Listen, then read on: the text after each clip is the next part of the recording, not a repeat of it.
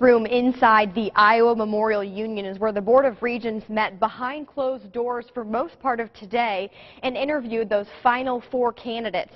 After an hour and a half of deliberating, the board members unanimously chose business consultant Bruce Harreld as the next president, a decision that's already drawing controversy. The 21st president of the University of Iowa, Bruce Harreld. As soon as the Board of Regents introduced Bruce Harreld as president, someone shouted in protest of the decision. Harreld was grilled by faculty and students at an open forum on Tuesday with concerns that he's never played a major role at a university. I think that's fair.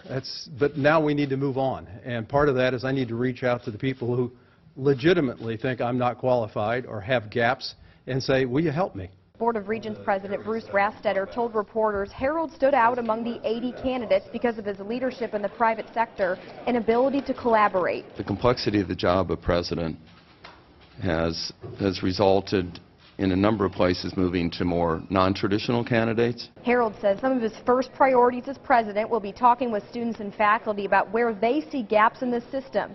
A couple of concerns he's already heard about is not enough senior faculty members teaching and incorporating different learning models in the classroom. I may be a risk, but when you have a healthy shared governance process at the core with the faculty and someone willing to collaborate, I think the risk of hiring someone like me is much lower.